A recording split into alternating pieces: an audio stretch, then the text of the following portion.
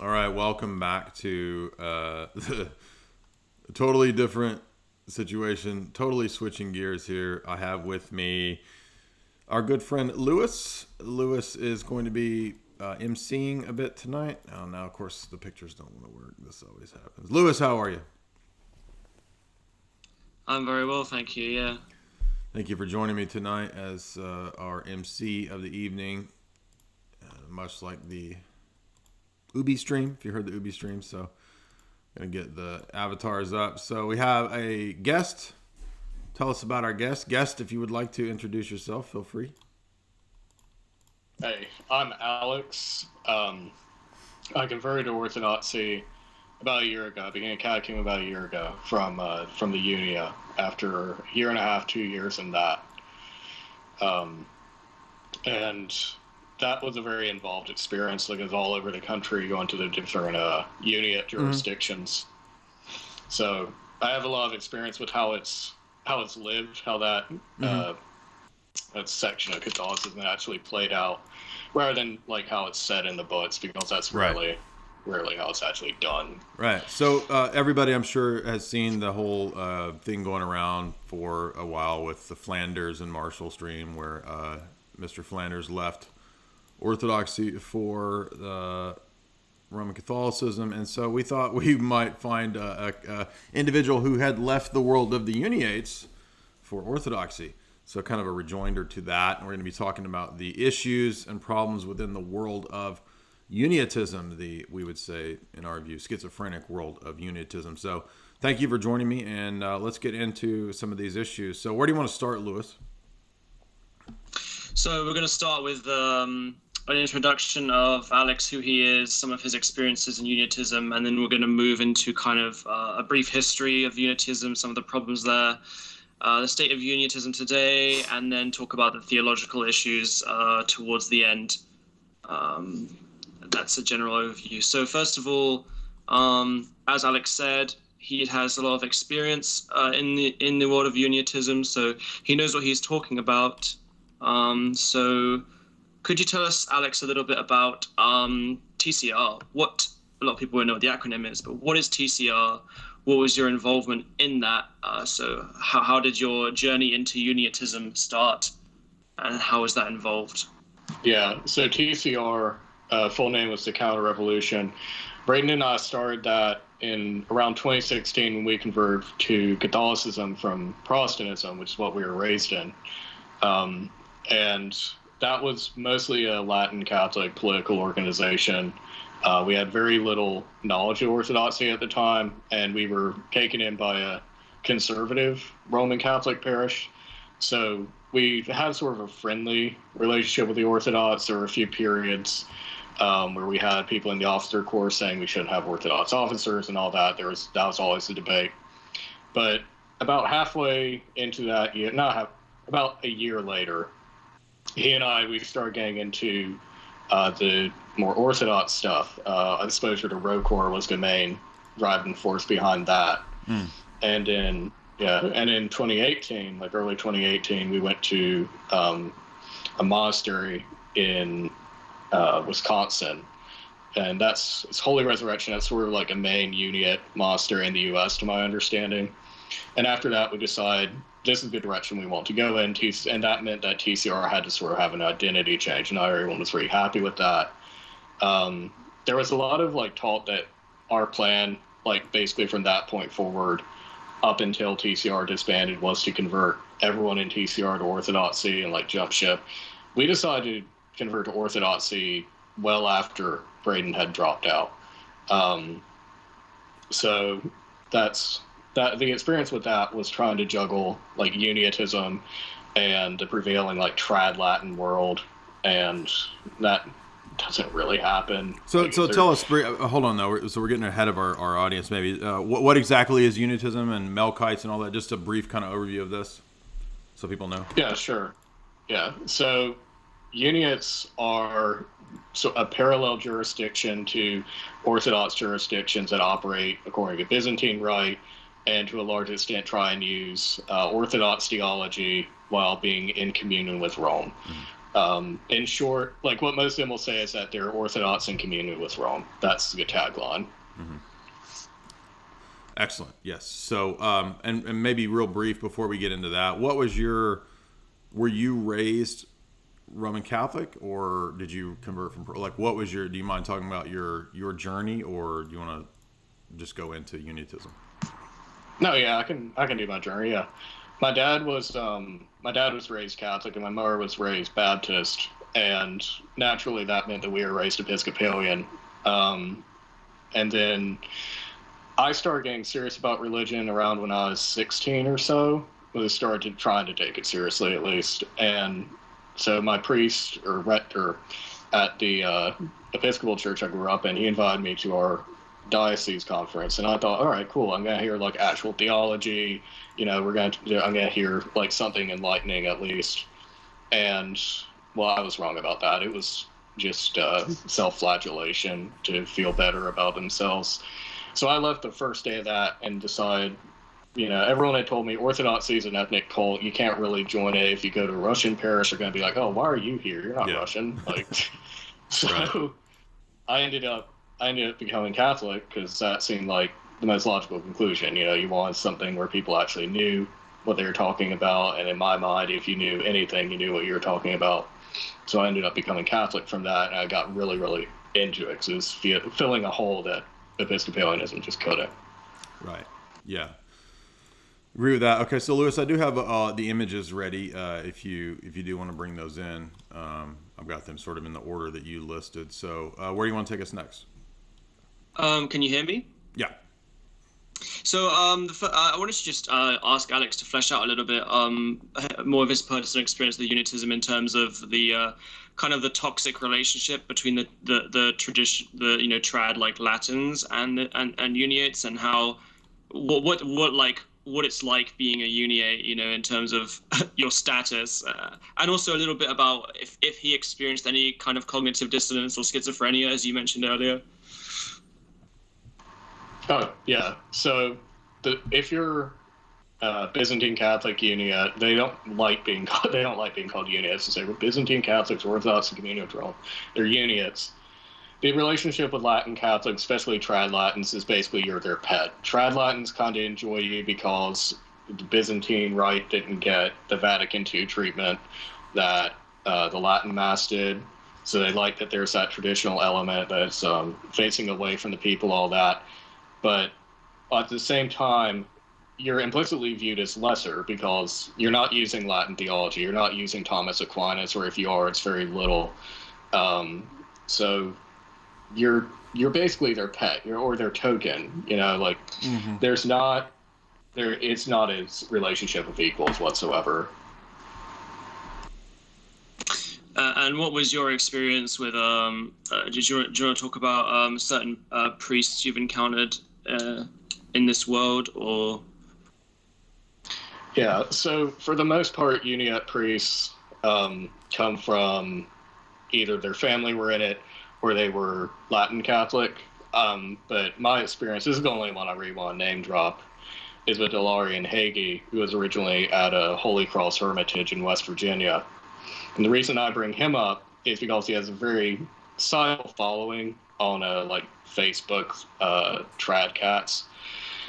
And what he'd do, and this is sort of what happens when you lose grace, I think, is he would sort of have a cult following. If you did something wrong, you'd get really hard gaslighting and condemnation from him.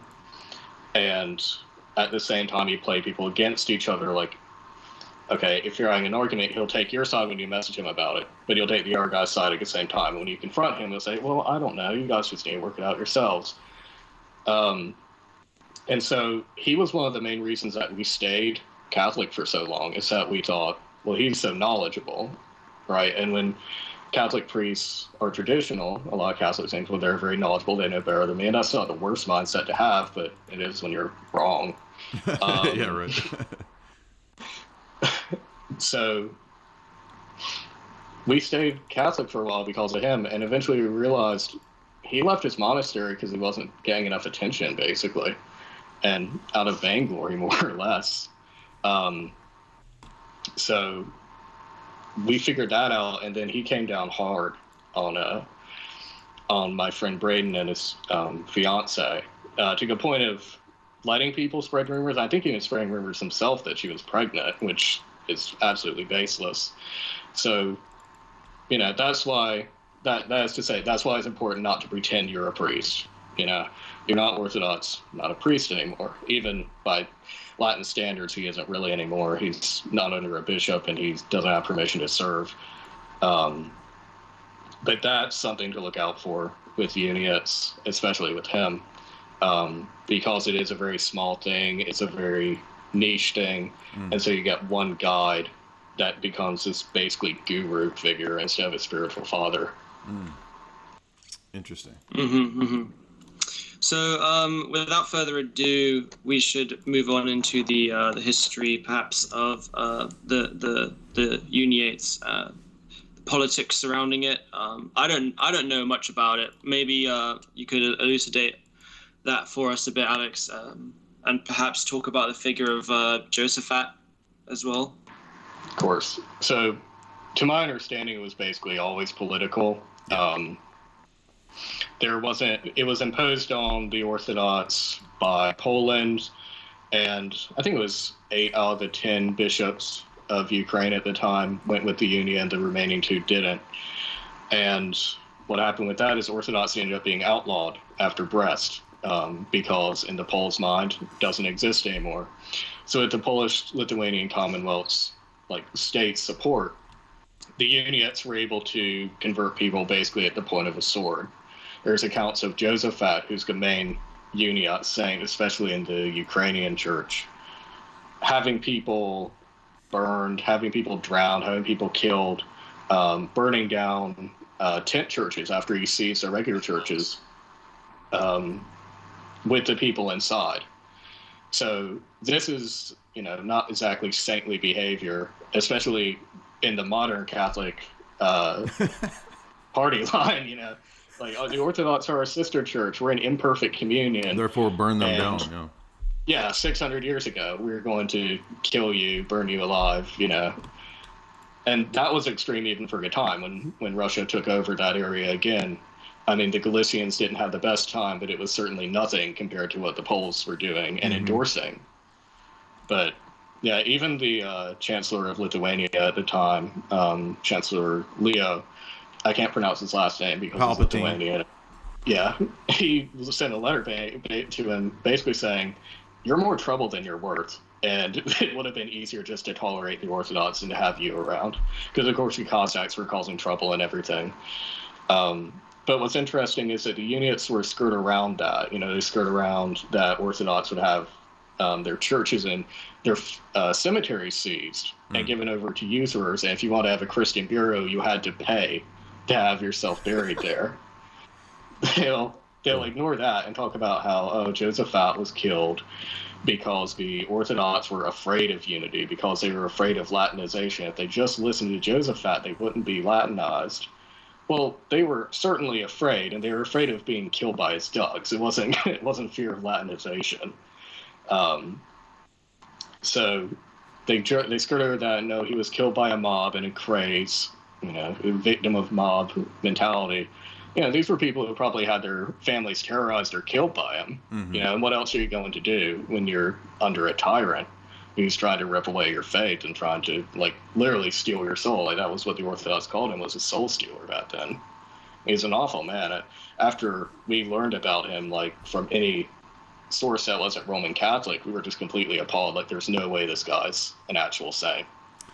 Yeah, this is always, people do this to, competing saints, to throw saints back and forth. It's the papal quote mining, throw the quotes back and forth, and a lot of times who knows whether this is not the way that you're going to ultimately verify which one's true. I mean, it could be an evidence, right, in favor or against a position that's used, but ultimately it's not the final determiner. I mean, look at the stream that we did with Sneck, right? I mean, that's a pretty strong argument against the spirituality of the second millennium of the West.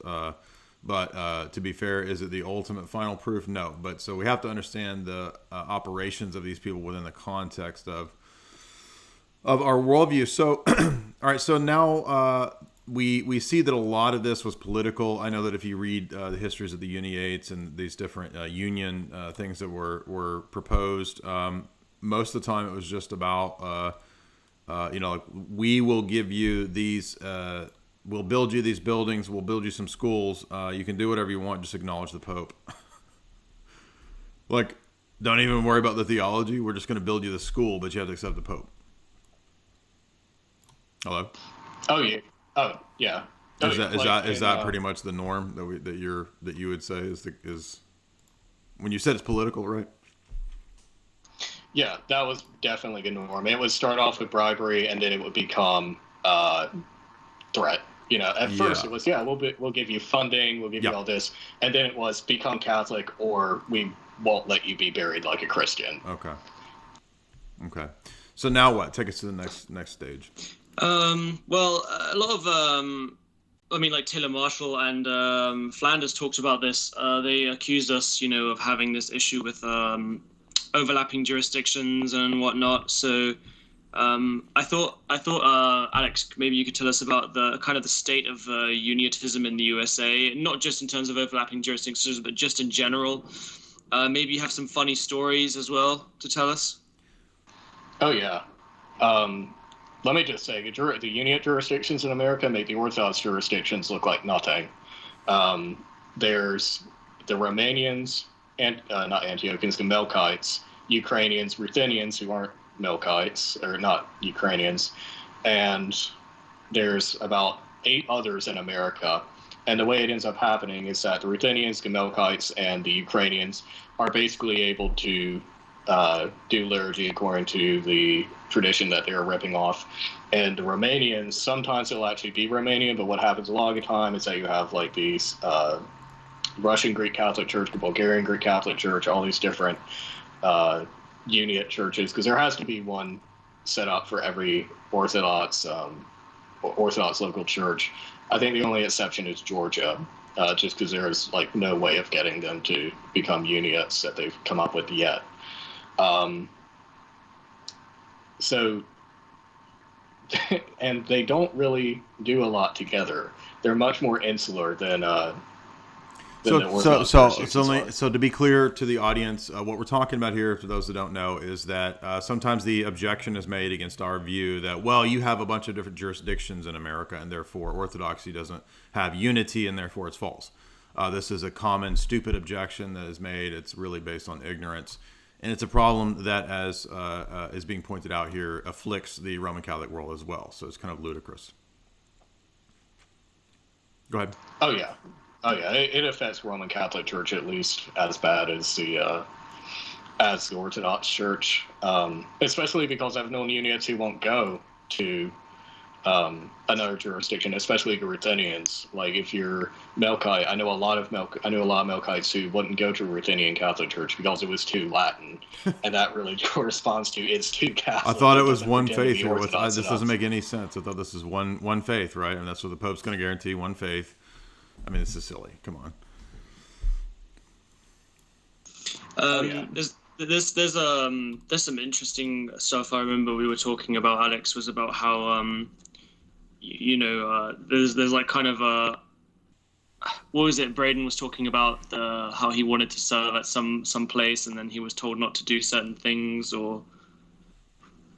Oh yeah. So what we used to do when we go around the country, these Uniate churches, he and I would serve liturgy. They would be altar servers, and the way we learned how to altar serve was from a Rokor priest's son. So we were doing it the Russian way. The Uniates that we were around didn't like that, and this was at a Romanian divine liturgy. So what you did was kind of house rules, and the deacon came up before liturgy to him and said, "No more of that Russian crap," like in a pretty loud voice, like enough that I could hear it. Okay. So yeah, I mean, most of the audience isn't going to know what this is even about. So let's get into the topics of like what's the key like arguments here that are where are we going here? So for example, when when we look at some of the Uniate churches that are independent of each other, they have very different understandings of dogma. So we need to point out the fact that there is actually a diversity of views within Uniatism. And the first example would be the Ukrainian Catholic. So, Alex, maybe you could talk about your Ukrainian Catholic view according to a catechism, and Jay could put up the picture that we have. Yeah, I've got the Melkite.org, and I've got the screenshot of the councils. You want the councils one up here? Yeah, the Ukrainian Catholic catechism on what they believe are the ecumenical councils. Okay, got it right here. Yeah, what's interesting about that one is it affirms Vatican I as an ecumenical council, which is pretty weird considering Uniates don't really like that one. In fact, I know a lot of Melkites who said you don't have to accept that one, which you do. But yeah, that's what they say. But yeah, a big thing in Uniatism is saying there are only 7 or 9 or this is a key argument. Councils. This is a key argument that has to be stressed here, is that we're not just talking about like opinions or, oh, let's all just be friends under the Pope. Like, it doesn't work, because the argument was supposed to give us one unified faith, and they don't even agree amongst the Uniates, and it's all tolerated as to what even the ecumenical councils are. I mean, this is a devastating argument. This shows the absurdity of this position. This is what they use against all the Orthodox. They don't even have it. It's ridiculous. Oh yeah, and like the Melkite one isn't even these councils. Like, it doesn't have Vatican. Oh really? There, I'm pretty sure. Okay. Yeah.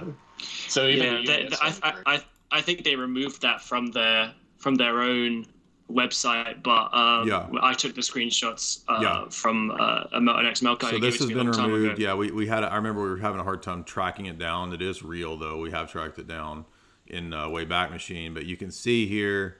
How many ecumenical councils are there? 7. Now, let me play devil's advocate. I think we have a good response to this, but this is the Melkite Catechism Life and Light series or something like that. What is how would you respond to a person who says, well, but like you guys are just like picking out an error, and I could go to any Orthodox bishop and pick out an error. Bishop Ware said something wrong one time, so it's no different than you going and picking out an error in the Melkite website. So therefore, this isn't an argument. How would you respond to that? Well, firstly, that this is not even from the catechism. This is from what they teach their children. This is what they teach kids, which is a whole nother level. This was also, I'm pretty sure, approved by the Melkite Greek Catholic Church. And finally, those errors that Bishop Callistus has, yeah, they're wrong, but they're not held by the vast majority of even Greek Orthodox priests, much less the majority of Orthodox priests. That's a good point. Right. So, it's not just picking out somebody got something wrong. It's picking out things that have for a long time been tolerated amongst Uniates, just so that we can have this appearance of unity when there's absolutely not. That's the point here, right? Is that this has been tolerated in Rome, by Rome, for a long, long time, right? Just for the sake of, well, just accept the Pope, and we don't care what your theology is. We don't care if you like Palamos or Essence, Energy, Distinction. We don't care if you reject Trent and these other councils. Just accept the Pope as a political head, right? Pull up the second one as well. The second one's even funnier. Which from one? the same website. The second one, I see. Melkite Catholic Ecumenical Councils number 2. Let me pull it up. Let me pull that up. That's a good one. Okay. Go ahead. I'm listening. It's going to take me a minute to get this up. No, not that one. We've looked at that one. I know. I have to do a screenshot because it won't go directly from. Okay. So it takes me a second to get them up. One thing I'd like to just segue onto real quick is the whole thing about the Ukrainian Catholic eparchate and how they have I mean, I've heard stories about them having like legitimized like Nazis essentially, and also they really love the schismatic new OCU church that Patriarch Bartholomew has recognized. Sure. Alex, Of course they would. do you know about that? Oh, yeah. We met a bunch of different Ukrainian Catholics. We even met their bishop for the Midwest out in Chicago.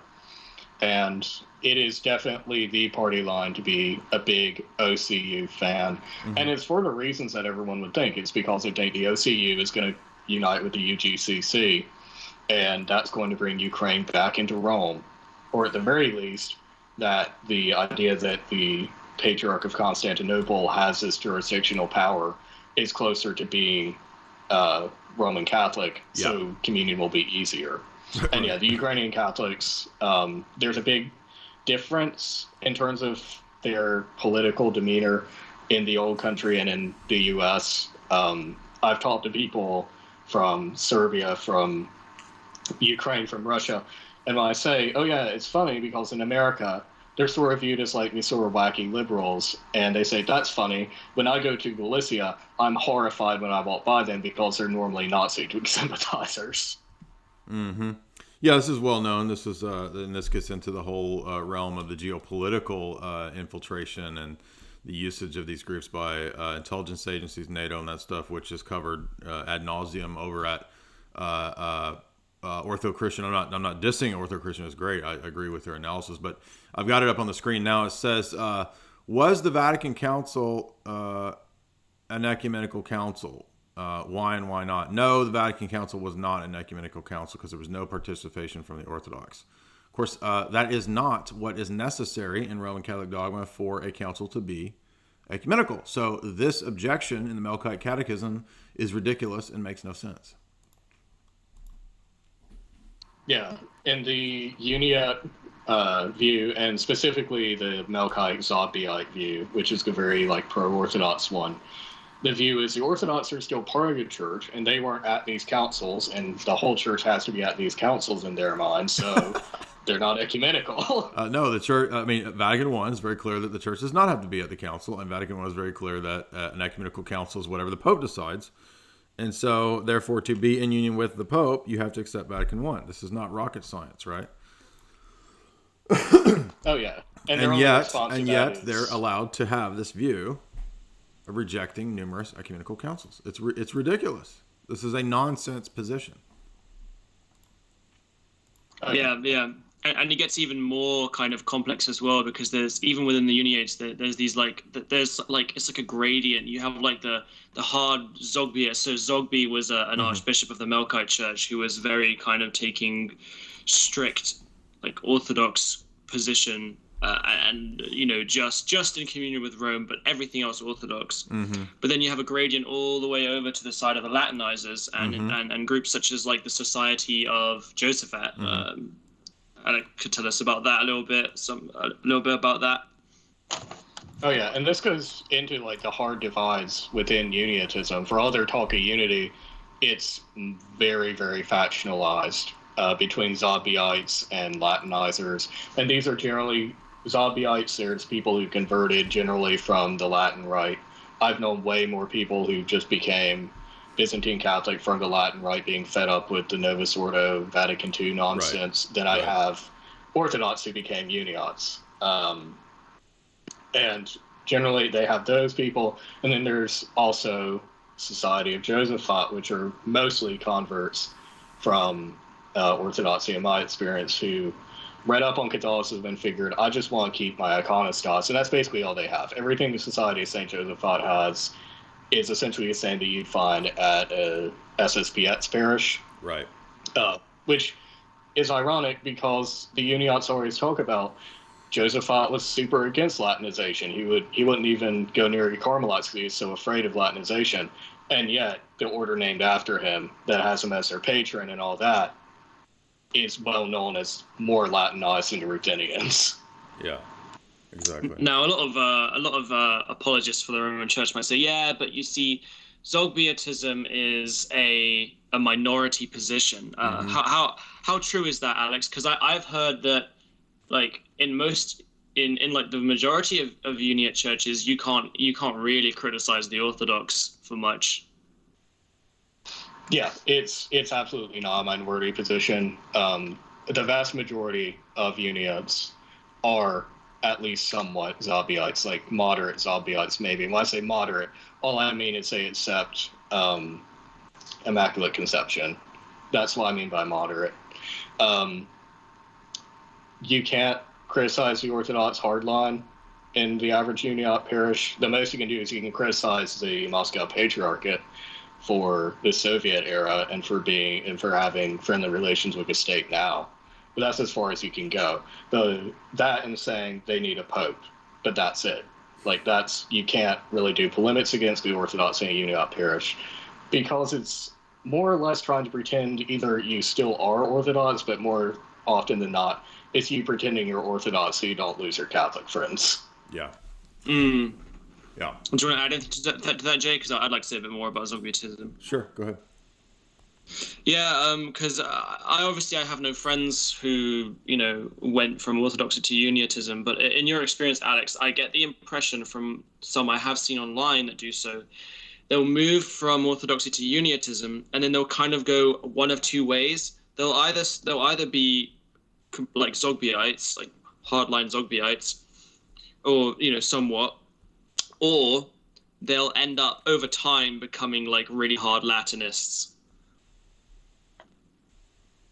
Yeah, that's true, because eventually you get to a point where the cognitive dissonance is just too much. You either become Orthodox or you go Latin. You're Latin Writer Society, as Joseph thought, because there's not any getting around Vatican I at the very least. There's not any getting around that.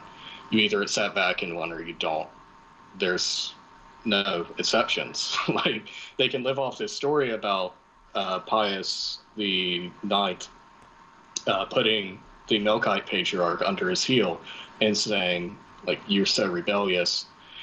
And the Melkite Patriarch only... Yeah, that literally happened, apparently, didn't it? According to Melkite Greek Catholic Church Wiki, and there's citation from Zogby and a Blackwell published book that, like, the Melkite Patriarch didn't accept Vatican I, so Pope Pius IX had him come into the Vatican and basically tapped his foot on the Patriarch's head and said, "You have a hard head." Yeah, that did happen. Like, and they'll say, like, "Oh, this is our proof. We don't need to accept it." But he did end up accepting. He ended up signing his name to it. So again, your choice at the end of being a Uniate, after a little while and after taking it seriously for a while, is you become Latin Catholic, you become properly Catholic, or you become Orthodox. Exactly. Yeah, and what was it? Braden was talking about a story where he was serving, and then one of his friends who was quite going hard line on the Latin. We're going to talk about the veneration of the saints. This might be relevant. Oh yeah, that was the most symbolic thing I can think of with the factionalism. The book that we had a blessing to use was the Rocor Service book, and that mentions saints like Saint Alexis Toth. And if you're a Zobbeite, Saint Alexis Toth is a saint. If you're not, didn't he converted people out of? This is so dumb. I mean, why is he famous? Yeah. Tell us why he's famous. This is so silly. Because they're far more antagonistic. They're far more antagonistic to their Latin quote-unquote brothers than they are to us. No. Tell us about St. Alexis Toth. Why is he famous? This is funny. Oh, yeah. Yeah, he's famous for breaking off from his Latin bishop and converting about 100,000 Uniates to Orthodoxy. And he's revered amongst some of the Uniates. Oh, yeah. Yeah, I remember watching this podcast from, it was Illumined Heart. It's archived on Ancient Faith. He was interviewing this Melkite priest, and he says, "Okay, what about saints like Alexis Toth? Do you venerate him?" And he goes on and on. The venerable, great and holy Alexis Toth, who this is like Voris. Yeah, Voris tweeting out this week quotes from St. John of Kronstadt. I mean, they don't know anything. Do these people know anything about what they're talking about? Like, did this bug you when you were Uniate? Did you know this stuff, or did you just kind of think, well, there's some way maybe that we can reconcile this, like in the back of my mind? Like, I'm gonna put that on the back burner and just trust it can be reconciled. Is that what was going on in your mind? Oh yeah. In my mind, there's some reason for us to do this. They're in heaven somehow, right? Yeah. I don't know how. Okay. They're in heaven I see. somehow. Gotcha. Father Deacon Yeah, but Popcorn. Shout out Father Deacon how did the Popcorn. friend react? Father Deacon Popcorn in the house. Shout out. I'm sorry. Dumb joke. Are we ready for the St. Photius Troparion? Oh yeah, we're about to get into that, Okay. because that's quite meaty. But I just Right. wanted to say, yeah. But how did your friend at the time react when they were going to start reading out these the name venerating Saint Alexis Toth at the altar? He ran in behind the iconostas, grabbed the book, and crossed out the names of the saints he didn't want commemorated. Right. So now let's talk about veneration of the post-schism saints, and we've got a few pictures that Alex has gathered. Okay, now wait a minute. I've got churches. Photius next. Is that not next? Who's Yeah, next? let's do Photios. So Okay. tell us about the status of Saint Photios in the Uniate churches, Alex. So, despite being an ardent opposition to the Filioque, Saint Photius, even though it's a little hard to find him in their Typicon, from my experience, there's no Uniates who say he isn't a saint. They just said, well, he was a little bit wrong. He wasn't a little bit wrong. He's a saint. He's a great saint. In fact, we're going to have a Troparion to him. Yeah, exactly. This is so absurd. And by the way, this undercuts a lot of the trads who are like, well, all of this is only post-Vatican II. No, it's not. Yeah, no, Saint Photius is not post Vatican II. Right. Saint Gregory Palamas. We'll talk about Saint Gregory Palamas in a bit, because that's fun. Because we'll talk about it in a second. But on Saint Photius, some Roman Catholics might say, well, but Saint Photius just didn't really understand the Filioque, and what he was criticizing wasn't the actual doctrine of the Filioque. Yeah, okay. Sure. Yeah, massive cope. Yeah, I mean, read the Mystagogy. I've read it twice. I mean, it's not that hard to figure out, right? It's pretty clear in what he's arguing. But he didn't have the developed understanding of post Florence, and Well, but if you read the Papadakis book, he shows, I think, convincingly that the tradition of Saint Gregory is in line with Saint Photius. So that the Photian tradition is Palamas, is the point. Yeah, and then the other there's another picture of I think it's another Troparion, and it's from Melkite Sophia Press Vespers, speaking of Rome's treatment of St. Photios in a negative light. So they're literally singing about how Rome was treating St. Photius wrongly. Yeah. And it says I don't know if you could pull it up. Yeah, I'm looking for it. Is that the one picture. that's like the yellowy text? No. It's called Uniate Veneration of St. Photius and 2 in brackets. It's just under the one, the one with the circles you have up already. It's like just a clean screenshot. And it says, by a lawless decree, O Holy One, that one. Yeah. you were torn from your faithful flock and suffered grievously for the faith. O radiant hierarch, most glorious blessed Photius of great renown, firm foundation of the church, steadfast pillar of piety, hence we honor you with all zeal, O initiate and teacher, wise in the doctrine of orthodoxy, and far-famed herald of grace and truth. I'm pulling it up now, Mm-hmm. Yeah, so come on. Yeah. Give me a break. This is pretty devastating, I think. I don't see how, you just have to have, dissimulation and dishonesty, really, to, make all this work. Well, but it doesn't count because, he didn't know. And well, then why did it take? I thought the point of Rome was to give us clarity, and it took Rome 800 years, 900 years, 1100 years to figure out who was wrong, that they were wrong on these points. This is crazy. Yeah, and they have two. There are two things they go for. It's either it's a translation error, or the Pope isn't actually as infallible as Vatican I says, and this gets with Saint Photius. That's a good example. Them reading that the Uniate view is up until Vatican II we were oppressed, and we are fully able to talk about how Rome was overreaching and basically oppressing us. And Uniates of the world unite. Workers of the world unite. Yeah, exactly. And then there's a couple of other pictures of just what Alex took in some churches, and these aren't Melkite ones. These are Russian Greek Catholic. Is that correct, Alex? And in those images, these are from 2 different Russian Catholic churches. Yeah, and if Jay pulls them up, there's icons of Saint John Maximovich, Saint Elizabeth the New Martyr, and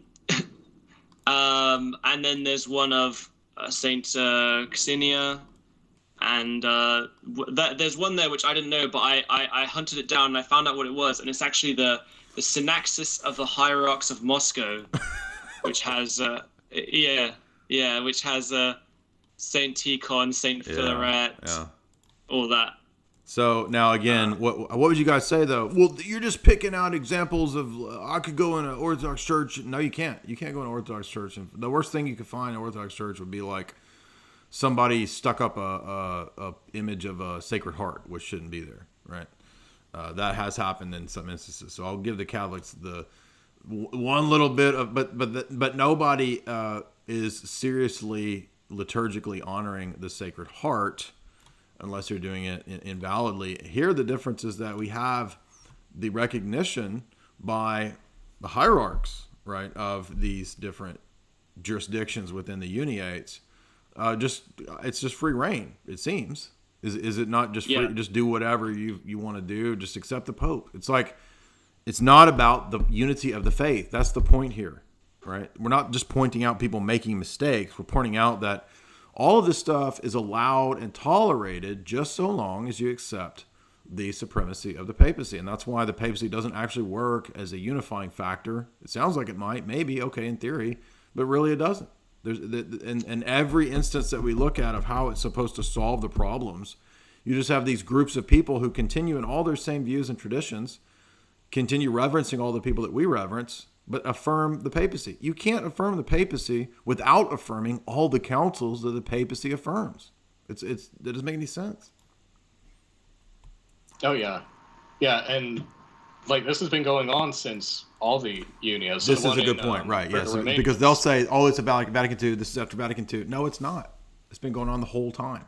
No, I'm pretty sure the only councils they made the Romanians accept during their Unia were the 7 ecumenical councils they already accepted, and Florence, and I think it was Trent, and those were all of them. Oh my gosh. Yeah, and it's important. I think maybe you might say, okay, in some Antiochian Western Rite Vicariate churches, you might find in a handful of them, you might find maybe some icons of perhaps St. Francis of Assisi, perhaps. But that is not equivalent to. I don't even know. I've never heard of that. I don't think I've never heard of it. I've never heard of that myself. We don't recognize I've heard Sacred Heart, but I've never heard of like post-schism Latin saints being icon depicted. So now there's some Uniate dude. There's going to be a Uniate dude who goes to an Orthodox church and he'll stick up an icon of Francis of Assisi and they'll take a picture and say that he found. Just joking. Yeah. Yeah, we have to make it clear that this is a consistent thing, and this is okay by the bishops who have been over these churches for the longest time. Exactly. All right, so the next one. You want to go to the next one? What is this? Sort of yellowy image here. Father Zechariah. The yellow image is interesting. Tell us a bit, Alex, about this Pope Pius X. And this Uniate, blessed Uniate, is he a saint? I can't remember, but yeah, you were talking about this. So the context behind this is around the turn of the century, there was a Russian Uniate mission. And there was a controversy over how they should be doing their liturgics. And they sent a letter to Rome because that's what you do when you're Catholic. Pope Pius X, all the trad boys' favorite person, Pope Pius X said, don't change anything. Do it exactly how it was received. And that's pretty easy to decide to justify a zombie-like position, isn't it? Because you're not changing anything. You're not taking out any of the saints that are commemorated. You're not taking out any of the anathemas. You're not taking out anything. You're doing it exactly how it was received, which makes me think maybe this was more about just getting people to accept the Pope than any dogmas, any truth. Yeah. And this is Pius X. This isn't John Paul II. This isn't Paul VI. This is Pius X. Yeah. And the trads ignore the fact that he was involved in the new liturgical movement, the updating of the calendar and this kind of stuff. Oh, yeah. Yeah, so it's just another nail in the coffin for him. So it says, what does it say here at the bottom? That Pope Pius replied that the Russian Catholics should adhere to the synodal and old rite practices, with the now famous response in Latin, nec plus, nec minus, nec aliter, no more, no less, no different. The principle continues to be observed. So what's the crux of that there? The crux of it is do it exactly like the Russian Orthodox do, Wow. According to either the normal usage that they do in Moscow or according to the old believer use. I see. And that would therefore include the same saints, right? Because the important thing to know is that it says this principle continues to be observed by Russian Catholic communities today. So what they receive today, i.e. these icons of saints, right? Yeah. And these veneration of all these saints. So they venerate schismatics. This is ridiculous. Yeah. So if you're a Roman Catholic, you can venerate schismatics as long as you accept the Pope. This is the recurring theme that we keep seeing here. This is just so much for one faith, right? One Lord, one faith, one baptism. Yeah, it's one baptism, one faith. Unless you're a Uniate, then you can be varying degrees of Orthodox depending on No, it's more like you don't even have to have one baptism. There's all kinds of different. It's one faith. It's more like one pope, one pope, one pope, one pope. Let's replace all the 4 ones with what it really is. Oh yeah. It's just papal domination. That's all they care There's about. not one Lord. There's one pope. There's not. Okay, so that's I didn't actually know that about Pius X and the Russian Catholics. That's an interesting one. Let's look. What are the trads going to say to this? Well, so what? He can do whatever he wants. Do whatever he wants. Do whatever he wants. Yeah, wants whatever he wants. He's infallible. All right, so you're getting a St. Teton icon anytime soon, pal? Like, Yeah, right. Well, they have it in the Synaxis of the Russian Saints. Oh yeah. No, I mean like an SSPX, dude. I mean, if Pius X is infallible, he said it's fine to do. I mean, come on, we have some nice ones. Yeah, and here's the thing is that another interesting thing is that one of the current polemics, which comes from the Diamond Brothers, is about the essence energy distinction being polytheism and how St. Gregory of Palamas is a polytheist, and they put up a video recently showing that. Tell us about that actually, Alex. Tell us about the council, the theologians pre-Vatican II on St. Gregory of Palamas. Yeah, so in the 1700s, and let's be clear, this is like 1700s, a good few hundred years after Ukrainian Uniate, if I remember correctly, the Council of Zamość said there will be no more veneration of St. Gregory Palamas, and you can't even mention his name. Then, 200-ish years later, Paul VI says he's a saint, and hesychasm is correct. Well, so what? We reject Paul VI, so there we go. We're safe. Oh yeah, we reject Paul VI. He's Saint Paul VI now in. But yeah, and that council all the way back when that said no Gregory Palamas, he's a polytheist, he's a heretic, was papally approved by which pope? Benedict I'm so bad at reading Roman numerals. 13th. 13th, yeah. Yeah. Benedict the 13th. That's papally approved. That has the infallibility, indefectibility of Rome behind it. And infallibly and indefectibly, Rome now says he's a saint, someone who was apparently so much of a heretic, his name couldn't even be spoken. And by the way, for more examples of this exact same type of contradiction, you can see David's video that's linked below, where David, in a very brief video, also compiles a bunch of other similar examples of the Roman Catholic Church allowing whatever you want in terms of these different Syriac churches and their anaphoras, and you can even honor ancient heretics and schismatics as long as you accept papacy. So this again, this is a really central argument, not just against modern Roman Catholicism, but Roman Catholicism as a whole, because again, it shows that the role that the Pope is supposed to play as the ground of the Church, the center of unity, the office that settles all settlements. It's totally inconsistent, full of contradictions, and it doesn't work. Yeah. And also, I mean, like they will. Another big critique is that, and I see this from like even Vatican II Catholics online, is that hesychasm is a malpractice. It's navel gazing. It's yoga, etc. But John Paul II in his both in Orientale Lumen and his Angelus, which is an interesting one on the 11th of August 1996, he pretty much says that hesychasm is a concrete possibility offered to man to unite with God, quote unquote. Oh yeah, like choose one. Honestly, choose one. Yeah, I mean, this is why they're modernists, right? I mean, the truth can evolve. It evolves over time. It can be true in the 1500s that it's false, and now we have a better understanding, and it can be, it can be condemned. It was false back then. Now it can be true. We have a better understanding. It's just, it's not about what's true. It's about what is expedient. That's the thing.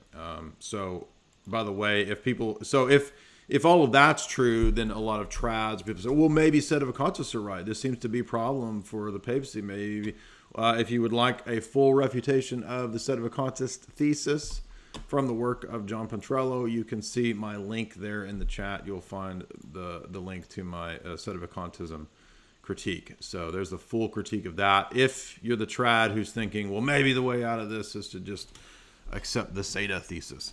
All right, go ahead, guys. Sorry.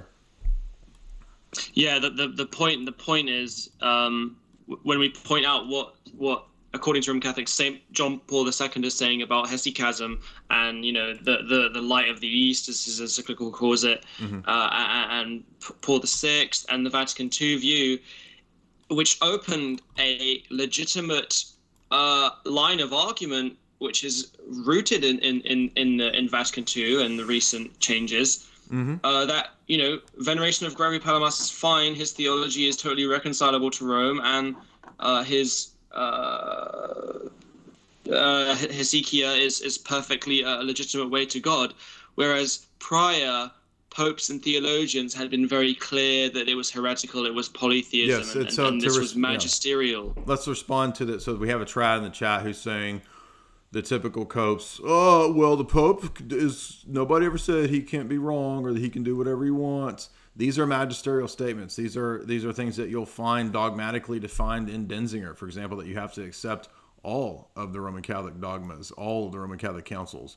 Vatican I is very clear on the authority and extent of the papacy to the universal ordinary and the universal extraordinary magisterium that you have to accept. So just saying these phrases like, well, the Pope can be wrong, he's not always infallible, he can't do anything, that's not even addressing the specific arguments that we're making. Yeah, the argument is that there's a contradiction in the dogmas, in the magisterial this teachings. Guy is, so how would you respond to this guy? He says, well, just because the Pope has issues and he gets things wrong doesn't mean that the whole religion is false. Actually, it does, because we're talking about contradictions in the dogma.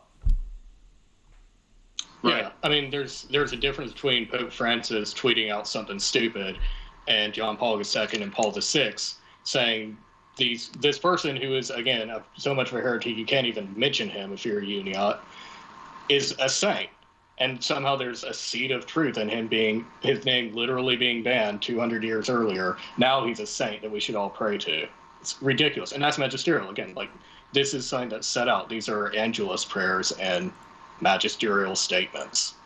Exactly. Yeah. What was the 200-year Benedict XIII Council called again? Zamość, was it? Zamość?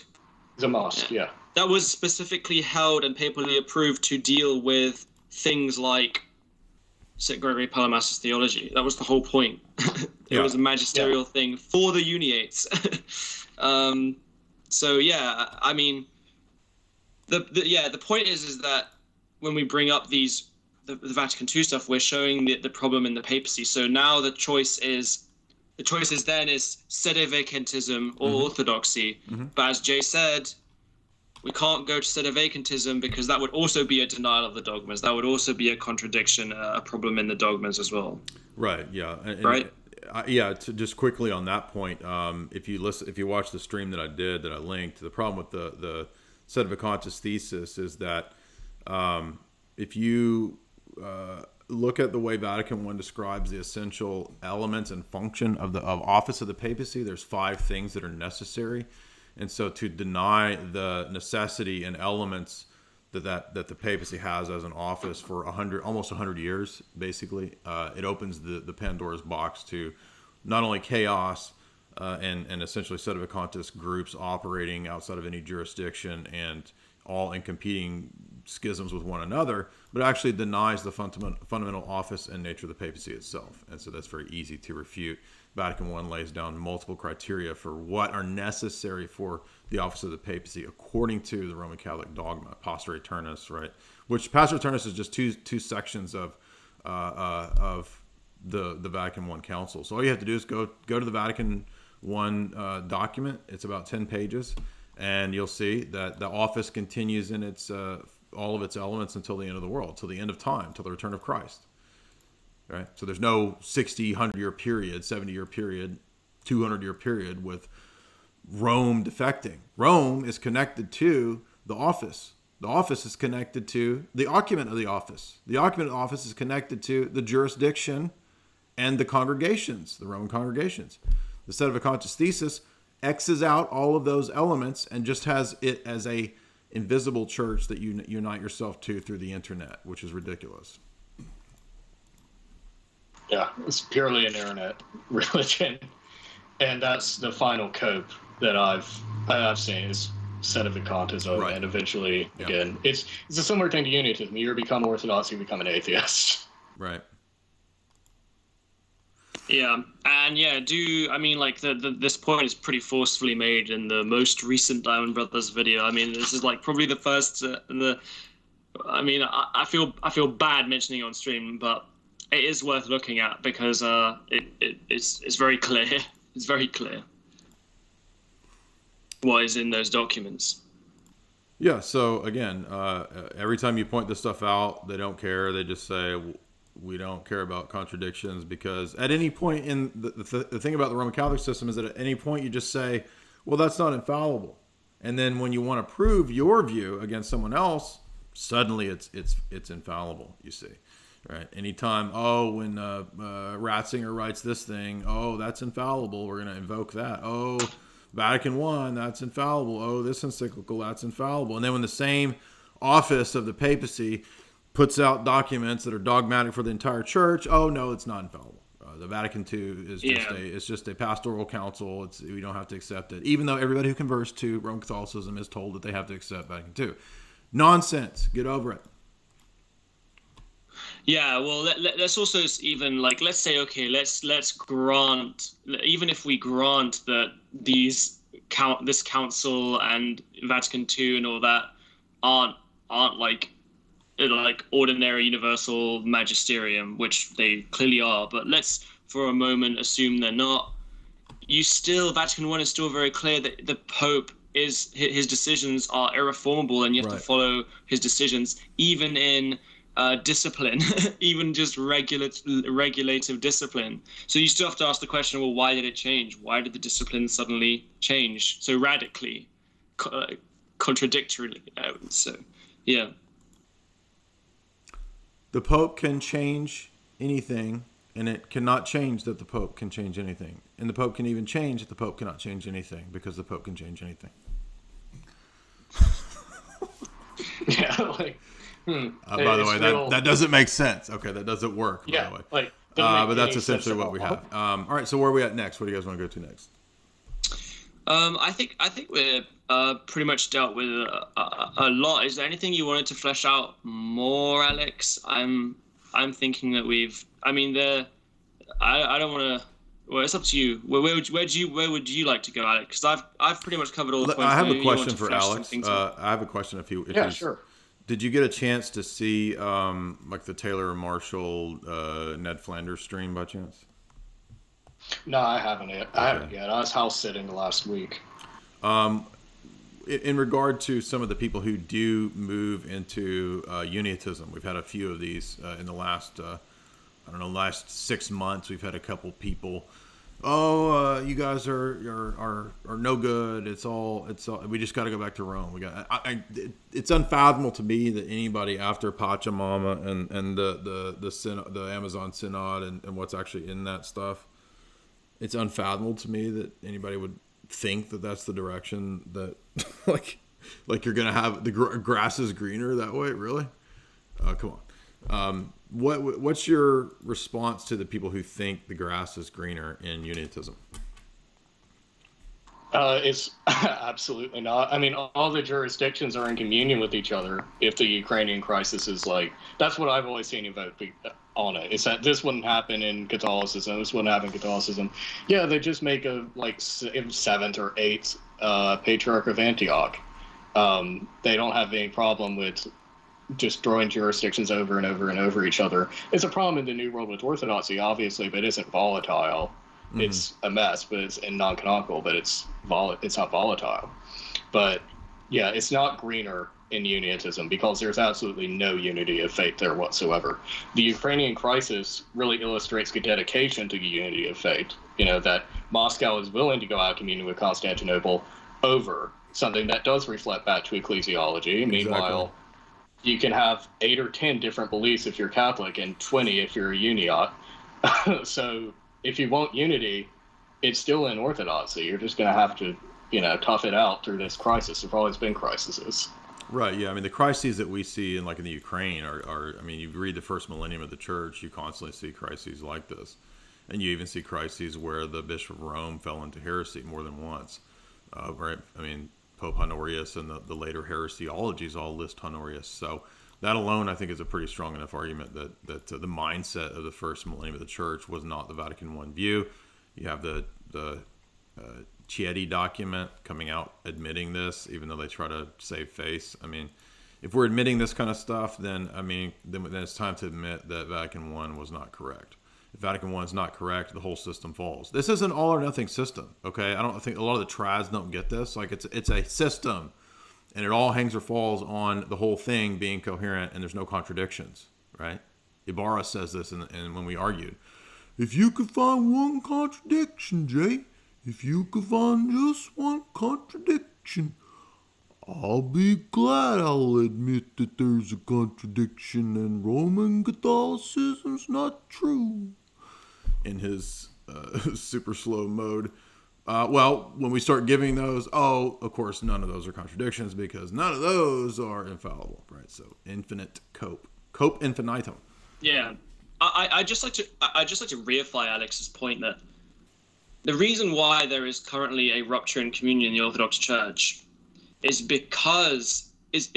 precisely because we care about the canons and we care about real unity and real canonical issues. That's why there's a problem. And as Alex says, in Roman Catholicism, they'll just brush over it. We've got to maintain the unity, Rome, which isn't even real unity. Yeah, it's just unity insofar as the Pope is unity, and everything after that just doesn't matter. And what's interesting is when Orthodox contact Uniate priests, and I'm not saying that every Uniate priest is like a snake and trying to steal souls or anything, but this does happen, especially with Western Rite people. I don't have anything against the Western Rite, but especially with Western Rite people, it sort of eases them into that same mindset. You can accept this and this and this, and then eventually you can keep everything you already believe, especially the stuff that I've had you already accept, like a Sacred Heart. Mm-hmm. Just become Catholic. Just accept the Pope, and then you're fine. And it's a very nefarious way of going about it, but I've seen it happen with a lot of different people.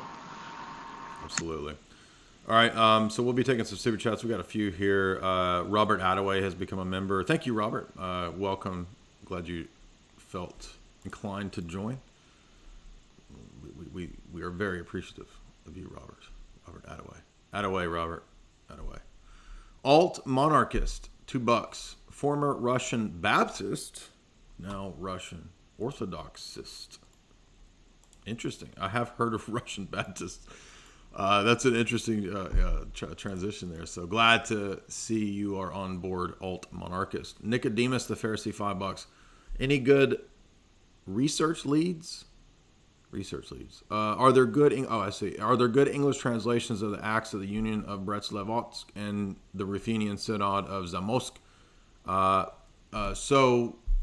Dear guest, is there a good book on the issue between the Uniates and Orthodox in Rome? Is there something that you could point us to that you think are some good analyses of this? Analyses of the phenomenon in general, I haven't heard of whatever. Any. Have you got any books? Because we got people asking for like book readings on this topic. Have you got anything you could recommend? I'm not familiar with any on either of those councils, unfortunately. Okay. Generally, what I learned was directly from Uniate priests. I've got one I could recommend. Let's see if I can find it. We had some sources on Josaphat, didn't we? Yeah. Let me find those. The history of the council. The history of the Council of Florence. That book. It's an old book. I forget the Russian guy, or his name starts with an O. That's a good book. And then the Papadakis book, Crisis in Byzantium. Those are good analyses of the divide between East and West. They don't deal specifically with the Union of Brest, but they deal with the theological differences and problems between Roman Catholicism and Orthodoxy.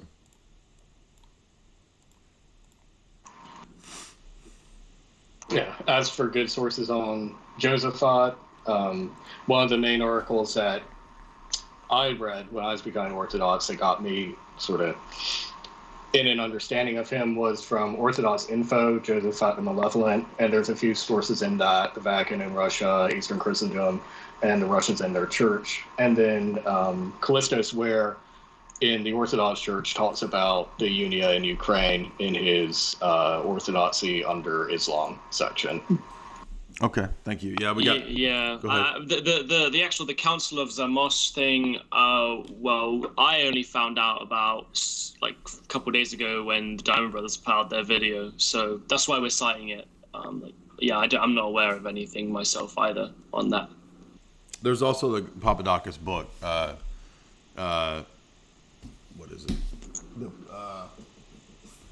Christian East and the Rise of Papacy. I had to look up in the library. That's a good book. So Lady Bear asked for $3. Do Orthodox consider Uniate sacraments authentic? Yes and no. It depends. So, for example, they did baptism in the proper way. Would a person who comes into Orthodoxy be, quote, rebaptized? Not necessarily. It depends on the decision of the local bishop, because there's so many different errors and heresies out there that usually there's a principle of economia in terms of how people are received into the church that's made at the local level depending on people's background. So perhaps in the case of Uniates or the Miaphysites, we wouldn't necessarily do that in all cases with them. But do we consider their sacraments valid?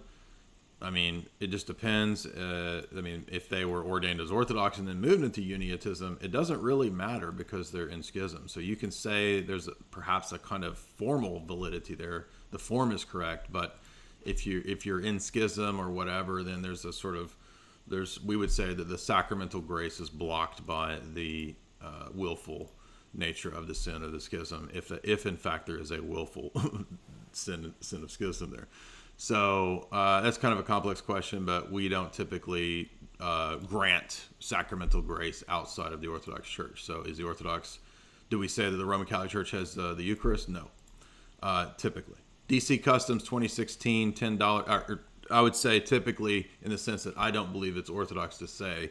You might find some Orthodox people who are of the opinion that Roman Catholics have the Eucharist. I do not believe that they have the Eucharist, but DC Customs, $10. Greek American raised Protestant on the path to Orthodoxy. Thank you in part to Jay Dyer. Well, glad to hear that, DC Customs. He's been a long-time supporter, long-time super chatter. Much appreciated there, DC Customs. Thank you. DC Customs 2016, again, $5. Great debate with Stefan. You crushed tactfully. Glad to hear that. Thank you. I'm glad that you have that view. That was the intention, was to be tactful and hopefully have the opportunity for more engaging exchanges. Anything else you guys want to leave us with?